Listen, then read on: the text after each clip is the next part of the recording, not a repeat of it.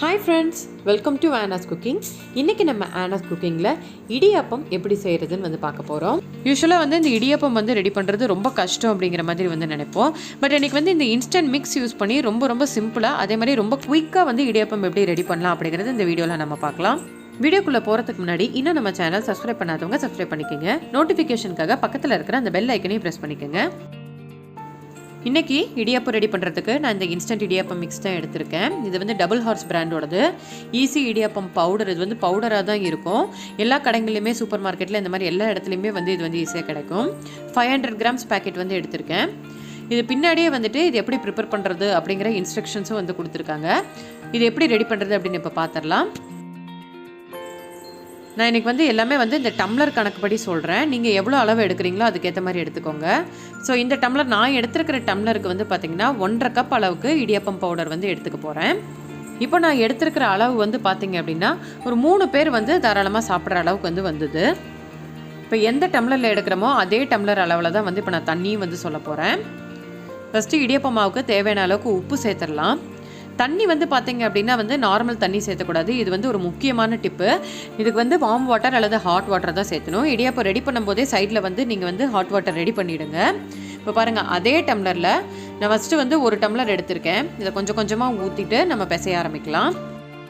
இந்த மாதிரி சுடுதண்ணி சேர்த்து நம்ம பிசையும் போது மாவு நல்லா சாஃப்டாக வரும். இப்போ பாருங்கள், ஒரு டம்ளர் எடுத்த தண்ணி ஃபுல்லாக ஆட் பண்ணிட்டேன். நல்லா சாஃப்டாக பிசையணும். இப்போ இன்னொரு டம்ளர் எடுத்துட்டேன். அதே அளவில் கொஞ்சம் கொஞ்சமாக சேர்த்து பிசைய ஆரம்பிங்க.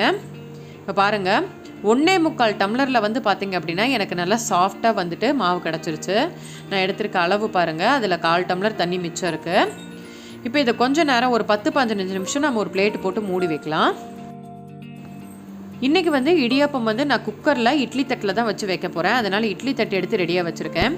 அடுத்து வந்து பார்த்திங்கன்னா இந்த இடியாப்பம் புளியிற மிஷின், அந்த சந்தவம் மிஷின்னு சொல்லுவாங்க, அதெல்லாம் பெருசாக வச்சு நம்ம ஒன்றும் பண்ண போகிறது கிடையாது. இது வந்து பாருங்கள், இது வந்து முறுக்கு பிழியறதுக்காக நம்ம எல்லார் வீட்லேயுமே வந்து இது வந்து வச்சுருப்போம். இதில் அந்த சின்ன ஹோல்ஸ் உள்ள பிளேட் எடுத்துக்கோங்க. ஓமப்பொடி போடுறதுக்காக ஒரு சின்ன பிளேட் ஒன்று இருக்கும். அதை யூஸ் பண்ணி தான் இன்றைக்கி நம்ம வந்து இடியாப்பம் செய்ய போகிறோம். இட்லி தட்டில் வந்துட்டு நல்லா வந்துட்டு எண்ணெய் போட்டு நல்லா இந்த மாதிரி தடவி விட்டுருங்க. அப்போ தான் வந்து இடியாப்பம் வந்து ஒட்டாமல் வரும். இதுவும் வந்து ஒரு முக்கியமான டிப்பு. நான் வந்து பாருங்கள், பெரிய இட்லி தட்டு ஒன்று, சின்ன இட்லி தட்டு ஒன்று எடுத்திருக்கேன். இது ரெண்டுத்துல எப்படி ஊற்றுறது, எதுக்காக இப்படி 2 எடுத்திருக்கேன்னு நான் வந்து உங்களுக்கு சொல்கிறேன். இப்போ ஃபஸ்ட்டு மாவு போட்டுடலாம். மாவு கொஞ்சம் கொஞ்சமாக சேர்த்திட்டு நம்ம சுற்ற ஆரம்பிக்கலாம். பாருங்கள், மாவு வந்து உள்ளே வச்சாச்சு. அடுத்தது இந்த மேலே இருக்கிறத நல்லா டைட் பண்ணிடலாம்.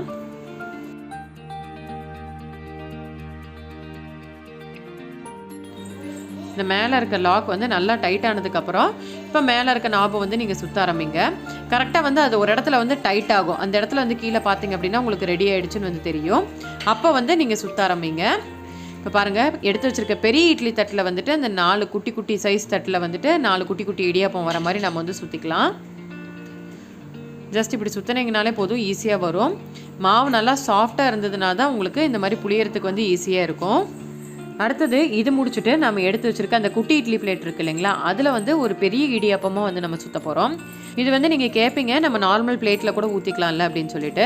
அதில் கூட ஊற்றலாம். பட் இது வந்து நான் குக்கரில் வைக்க போகிறேன். அதுவும் இல்லாமல் இட்லி தட்டாக இருந்தது அப்படின்னா எனக்கு வந்துட்டு கரெக்டாக அந்த கீழே இருக்க இட்லி தட்டில் வந்து மேலே மாட்டுறதுக்கு கரெக்டாக இருக்கும். அப்படிங்கிறதுனால நான் இந்த குட்டி இட்லி தட்டு வந்து நான் யூஸ் பண்ணிக்கிட்டேன். நீங்கள் வெறுமனே பிளேட்டில் வைக்கிற மாதிரி இருந்துச்சுன்னா குக்கருக்குள்ளே ஒரு பாத்திரம் கமுத்தி வச்சுட்டு அது மேலே பிளேட் வைங்க. இடியாப்பம் நல்லா வெந்துடும். அப்படி இல்லைன்னா இந்த இடியாப்பத்துக்காகவே வந்து பார்த்திங்கன்னா உங்களுக்கு வந்து தனியாக செட் இருக்குது. நீங்கள் அதுவும் கூட நீங்கள் யூஸ் பண்ணிக்கலாம். பாருங்கள், இப்படி மாட்டுறதுக்கு ஈஸியாக இருக்கும். அதனால தான் வந்து நான் குட்டி இட்லி தட்டு யூஸ் பண்ணியிருக்கேன். அடுத்தது குக்கரில் தண்ணி ஊற்றி ரெடி பண்ணிடலாம். ஒரு 1.5 டம்ளர் தண்ணி ஊற்றிருக்கேன் குக்கரில். ரொம்ப அதிகம் ஊற்றிடக்கூடாது.